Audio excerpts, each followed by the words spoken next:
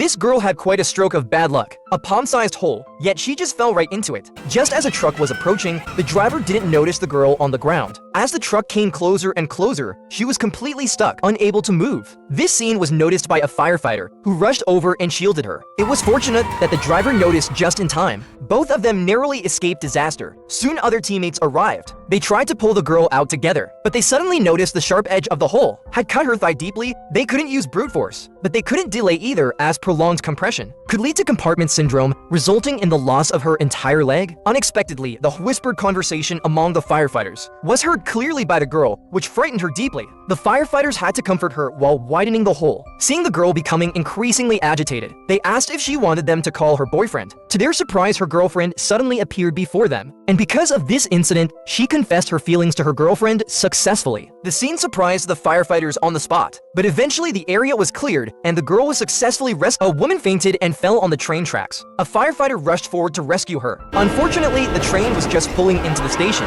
Just moments ago, the firefighters returned from their mission. Ritter spotted the frantic crowd on the platform. Without hesitation, he jumped off the fire truck and dashed towards the platform. Only then did he see the woman lying on the tracks. The platform was now crowded with people, but none were willing to go down and help. Without any second thoughts, Ritter jumped down from the platform. However, the train had already entered the station and was about to come rushing in. But at that moment, Ritter couldn't care less about anything else. He picked up the woman and carried her towards the platform. Fortunately, his teammate arrived just in time and caught the woman, but the train was approaching rapidly. Yet Ritter failed to climb up. Luckily, with the help of his teammate, he was pulled up at the very last second. As they watched the train whizzing by, the two finally felt the fear.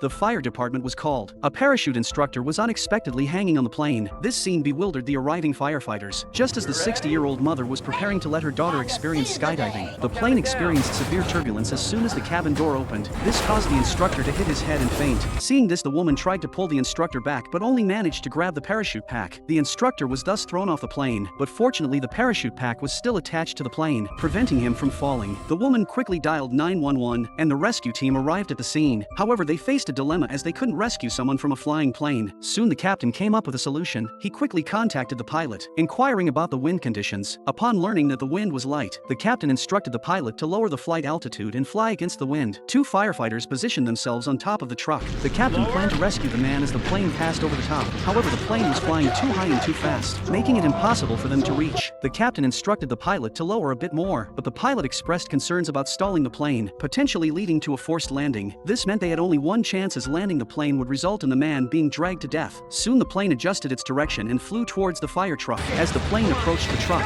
they immediately grabbed the man, swiftly unlocked the buckle, and successfully rescued him. The plane safely landed on the ground. The girl just wanted to put on eyeliner in the car, but didn't expect the driver to brake suddenly. The eyeliner pencil went straight into her eye. Just a moment ago, the taxi driver told the paramedic, "There's a crazy woman in his car." Screaming like an animal, she didn't move after arriving. She hurt?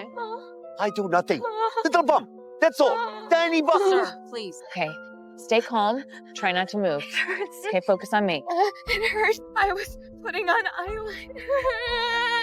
Get it out. Due to the specific location of the injury, only surgeon could do the surgery. They could only choose to inject a dose of morphine to slightly relieve the girl's pain. The immediate priority is to find something to protect the eyeliner pencil. I think I got something.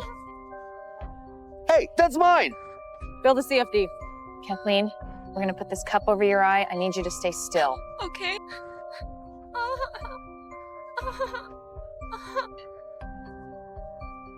Okay, let's get her to the back of the ambulance. Kathleen, can you walk? I think so. Okay, slowly. These two boys bullied a crow, provocatively throwing stones at it. 2 minutes later, they were surrounded by a crow army. The crows swooped down one after another on the boys. One boy was injured and fell to the ground. The rescue team arrived, but the boys had already taken refuge inside a house. The rooftop and the outside of the house were surrounded by crows. They cautiously entered the house and found that the boy was covered in wounds. After examination, it was determined that no vital organs were injured. The firefighters asked if the boy had attacked the crows, but he adamantly denied it. At that moment, the crows gathered at the door, waiting for the boys to come out. The firefighters quickly disinfected the wounds and covered the boy's face with gauze. The other boy put on a rescue suit. Slowly, they traversed the crow formation. Someone warned that they should not make eye contact with the crows at this moment. Suddenly, a leading crow blocked their way and demonstrated against them. A firefighter took out an oat stick, successfully attracting its attention. They took the opportunity to send the injured boy to the hospital. It turned out that crows are not only greedy eaters, but also hold grudges. They can remember enemies for years and organize group retaliation, so one should never provoke crows. The woman was strangled by the snake. Unable to breathe, the firefighters rushed to the scene and discovered that the woman kept the snakes as pets. Various breeds of snakes were in the house. Due to prolonged suffocation, her blood pressure and heartbeat plummeted. The captain wanted to move the snake manually, but Paterlus's constriction strength was like 50 pounds per square inch and it couldn't be resisted with human strength. Why don't I just punch it in his face? You can't punch it in the face, Buck. It's a snake. It's not some guy at an El Torito happy hour. Another firefighter considered injecting the snake with morphine to render it unconscious, but this required reaction time. The woman couldn't hold on for so long, and other teammates disagreed on killing the snake. At a critical moment, firefighter Buck, disregarding everyone's objections, raised his hand and cut off the snake's head. The woman was saved. Wow. Why is that always the first option for you white boy macho tough guys? Spartacus. Yeah, well, it was him or you in a situation like that. I always choose to save the more attractive one. Is that right? Yeah, that's right. The woman just sneezed. Strangely, 2 long worms crawled out of her nose. Her friend who was chatting with her quickly called 911. The rescue team promptly arrived. Despite their mental preparedness, the sight before them startled them. Astonishingly, there were 2 large roundworms. Paramedics quickly grabbed large forceps and slowly pulled the roundworms out. The woman couldn't understand why there were roundworms in her nose. Paramedics speculated that she must have consumed contaminated food. The woman immediately refuted, claiming that she only ate organic food delivered directly from the farm to the table. However, cleanliness and organic food are 2 different things because roundworms are transmitted through feces. Unwashed organic food can have a lot of feces on it. Upon hearing this, the woman couldn't bear it and started vomiting immediately. At that moment, it seemed like something was blocking her throat. Paramedics immediately inserted a manual suction device into her mouth. The next moment, over a dozen roundworms were suctioned out. Despite this, the woman's pulse still hadn't recovered. Seeing this, the team quickly performed CPR. After their efforts, the woman finally regained consciousness. A rattlesnake crawled out of the clothes, but the child was shaking a bell at it, completely unaware that danger was approaching. At that moment, the room had only him in it. The mother, who was dining outside, immediately saw the situation on the monitor and called 911. Firefighters arrived, forcibly opened the door, and fortunately, everything turned out okay. The child was unharmed. The rattlesnake was just a step away from the baby's crib. If they had been a minute later, the consequences would have been very bad. The child safely returned to the mother's arms. Suddenly, they realized that the babysitter was nowhere to be found. Firefighters rushed to the basement laundry room where the babysitter was surrounded by a group of snakes. She was injured and unconscious. At that point, the firefighters couldn't approach. They inspected the outside and found that the waterproofing had been damaged, causing the basement to accumulate a large amount of moisture, becoming a breeding ground for reptiles. The firefighters sprayed dry ice to disperse the snakes and took the opportunity to carry the babysitter out of the laundry room. The firefighters made sure every trace of dry ice was used before leaving. In truth, they were also frightened. The homeless old man slept in a garbage bin overnight to avoid the rain. However, when he woke up the next day, he realized he was about to be dumped into a garbage truck and crushed. Frantically, he shouted at a crew member, but the person wearing headphones couldn't hear him. The man was dumped into the garbage truck without anyone noticing. In a panic, he dialed 911, and the rescue team quickly caught up with the garbage truck. They even used a fire truck to block its path. The captain informed the crewman that there was a person in the garbage truck, but the crewman insisted it was an empty vehicle that hadn't started collecting garbage yet. The captain was puzzled, realizing they had chased the wrong truck. He quickly informed the dispatch center about it. Meanwhile, the compactor of the garbage truck started working. Fortunately, a cop on the other side noticed the truck and rushed to stop the driver, informing him that there was a person inside. He immediately turned off the machine. The rescue team arrived, but the compactor had already started and it was uncertain if the man was still alive. A firefighter climbed the ladder to the top of the truck, loudly calling into the garbage truck, but there was no response. She jumped into the truck and began throwing out the garbage, with other teammates joining to help. As the garbage was removed, the firefighters finally found the unconscious man in a corner, checked his pulse and confirmed he was alive. It turned out that a sofa had jammed the machine underneath, saving him from harm. The girl, who was alone at home, discovered 2 robbers were preparing to break in. She quickly called 911. Just as she made the call, the robbers had already broken in. In fright, the girl ran upstairs and informed the operator, Abby. Because her family had just moved there, she hadn't memorized the home address yet. Since her phone didn't have a GPS system, the operator couldn't determine the exact address. The girl described the house as brown with a pink bicycle parked at the entrance. Soon the cop arrived, but puzzled cop found that all the houses in the neighborhood were brown. To avoid alerting the robbers, the cop called a fire truck. The firefighter drove with the siren on through the streets. As soon as they heard the sound from the call, they could quickly pinpoint the girl's exact location. However, at that moment, the girl quietly went downstairs. Unfortunately, she ran into one of the robbers as soon as she reached the entrance. Terrified girl turned and ran, cleverly hiding under a table to escape danger. At that moment, the fire truck happened to pass by the girl's house. The operator immediately heard the alarm from the call, and the firefighters spotted the pink bicycle at the entrance. The cop rushed to the address. At this moment, the frightened girl emerging from under the table. As she tried to escape, the girl encountered the 2 robbers. The operator quickly told the robbers that the cop would arrive soon. If they didn't harm the girl, she could help them escape. The robbers then locked the girl in a room and followed the operator's instructions to escape through the back door. Coincidentally, they ran into the cop guarding the back door. Enraged robber ran back into the house, taking the girl hostage. The girl bravely bit his arm, freeing herself. The robber tried to escape on a motorcycle but was stopped by the arriving police car, pulling out a gun and attempting to break out from the other side but was knocked down by a water hose from the firefighter. This internet celebrity was live streaming in the sauna room. Suddenly, the room began to shake violently. In the panic, her feet slipped, and she crashed directly onto the scalding hot stones. This scene left the viewers in the live stream room stunned. Soon, the 911 operator received dozens of distress calls from her live stream viewers, but those people had no idea about her address. Based on the photos provided by the viewers, the rescue team quickly narrowed down the girl's approximate location. At that moment, the girl's parents also came. However, they claimed their daughter was just a college student and couldn't afford a villa with a sauna room. All they knew was that she had a red car registered in their name. The rescue team immediately dispatched a fire truck for a thorough search of the surrounding area. Soon they found the red car parked at the entrance. However, when the team were about to enter the house, the construction worker claimed it was an empty house and they were working on the foundation. The captain asked the worker to take them to the sauna room. Sure enough, they discovered the unconscious girl inside. The team quickly dismantled the door and a burnt smell filled the room. Luckily, the girl was still alive, but she had suffered a severe head injury and extensive burns on her face. The team brought saline solution and poured it evenly on the hot stones. With careful coordination, they finally managed to release the girl's face. A mother and her son were in the elevator. Suddenly, it started shaking and rapidly descended. In an instant, it dropped to the basement, and both of them landed heavily on the floor. Fortunately, the boy was relatively unharmed, but the mother after the fall lost consciousness due to a head injury. The boy quickly called 911, and the rescue team arrived promptly. The person in charge at the scene informed them that the elevator was stuck in the middle of the basement, flooded due to aging and bursting water pipes. Consequently, the rescuers had to approach from above. The captain immediately ordered the team to prepare rescue tools and secure the hoist on top. Two firefighters descended slowly along the rope and reached the top of the elevator. By this time, water inside the elevator had risen to their waists. The firefighters above opened the window, identified the mother and son inside, and descended through the window. They then secured a safety rope around the woman. Upon receiving the signal, the captain instructed to start the hoist, pulling the woman up from the elevator successfully. However, when it came to rescuing the boy, the elevator suddenly shook. What the hell happened? The weight of the water is pulling us down. All right, grab the kid and get the hell out of there. And they only had one set of protective gear. Insufficient for two-person, the firefighter gave the protective gear to the boy. All right, let's freewheel it. Come on. Okay, ready? And the captain quickly accelerated the rope using his hands. They managed to pull the boy up just in time, but by then the firefighter below had been submerged in water. The team above urgently shouted inside. Fortunately, leveraging the buoyancy of the water, he managed to climb up from inside. In the end, they successfully completed the rescue mission, narrowly escaping any mishaps. The woman was stuck on the balcony. At any moment she could fall. Her son immediately dialed 911. The rescue team quickly set up a ladder for the rescue. A firefighter first placed a life buoy around the woman. Just to be safe, they also placed a wooden board below. Then another firefighter took out a pry bar to widen the opening. Soon the woman was successfully rescued. Due to her leg injury, she had to be taken to the hospital for treatment. However, the woman adamantly refused to go. It turned out her son had an autoimmune disease, and the hospital was filled with germs, making it the most dangerous place for him, and she had nobody to stay with him. At this point, one firefighter decided to stay and look after him. Only then was the woman forcibly taken to the hospital. The boy told the firefighter that aside from going to the doctor, he couldn't leave the house. Their main source of livelihood was the donations from a GoFundMe page. Just as the woman with bandaged wounds hurriedly returned home, the firefighter who returned home wanted to donate some money to the mother and son. However, his girlfriend noticed something was wrong. Their profiles appeared on different GoFundMe pages, but each time the names and cities were different. A comment from the page caught his attention. "I think she's making her kid sick." The firefighter immediately shared his suspicion with other colleagues.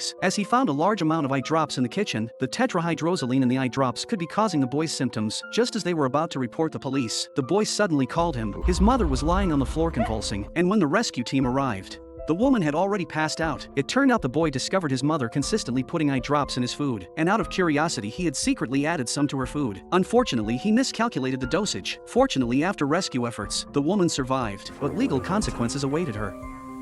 A man was hanging several stories up on a glass office building. The building manager called in firefighters, saying the man might be about to climb over the 26th floor. Casey told the team he was stunt climbing, then immediately took the team to the 30th floor. Casey found that the glass was half an inch thick. He instructed the team on how to cut the window out. Mount, you do the same for Gallo on that window. Copy. We'll flank him. I want everyone anchored off to these support beams. Yeah? Copy that. At this point, the man was about to climb to the 30th floor. People in the building were all nervously watching from behind. The glass on the man's left side was successfully cut open. The firefighter preparing for the rescue were somewhat afraid, paused on the job looking out. Kid, what are you doing? Come here. The glass on the man's other side was also cut open. Another firefighter quickly pulled the man inside, both tackling him down for cops to arrest him. The man's hand got caught in the iron gate. He couldn't get it out no matter how hard he tried. The firefighters rushed to the scene. They asked the man make a sound or wiggle his fingers, but the man remained unresponsive. The team speculated that he might have hypothermia or frostbite by now. Kelly thought the hinge might be a weak point. As long as they cut them, they could pry open the door. However, if they did so, the man's fingers would definitely snap off. But rather than saving his fingers, Kelly believed it was better to save his life. Just as the team was torn between options, Cruz suddenly came up with an idea. What if we put 2 haligans above and below his fingers to preserve the gap, and then we pop the door on the hinge side, comes this way? Yeah, good idea. The firefighters quickly brought to Halligan's and put them on the top and bottom. Then they took out pliers and cut the hinges. Then they worked together. Finally, they dismantled the iron door. Fortunately, the man inside still had a pulse. There's a pulse! We can't use tools. Nico, hang in there, buddy!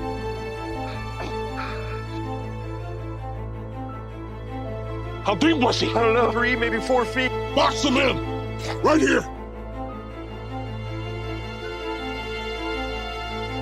Drive him in as deep as you can. Got him! Nico!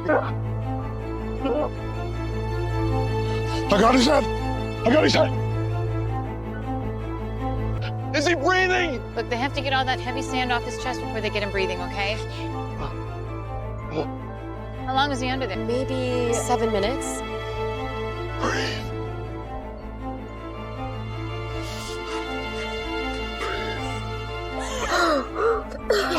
The man's hand suddenly went out of control. The firefighters stepped forward to intervene. It's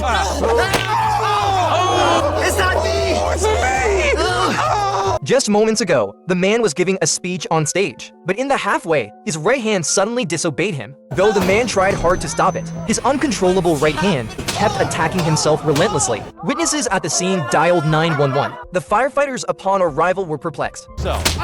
You think I want to hurt myself? I think he's suffering from alien hand syndrome, Cap. That's not a real thing. A paramedic assessed that something was wrong with the man's brain, while his right hand instinctively signaled danger. The captain immediately instructed to firefighters to restrain the man. What puzzled Buck, however, was that the man's arm was surprisingly strong. Meanwhile, the paramedic asked if the man had suffered an irregular heartbeat lately. He mentioned he had been tested for that a couple of weeks ago. It was then revealed that a blood clot from his heart had likely entered his brain, creating a disconnect between the brain and the hand. However, just then, the man suddenly locked Buck. The man just went to get a haircut, but ended up having his ear cut off by the barber. The paramedic took a closer look. My goodness, the entire ear was completely gone. This surprised the paramedics greatly. Just a moment ago, the barber panicked and said he had the man up in the chair, and his foot hit the lever. The chair slipped. The paramedics hurriedly followed inside. The room was filled with a man's screams. A man widened his eyes, accusing the barber of cutting off his ear. The paramedic slowly removed the towel to see. There was a large hole in the man's head.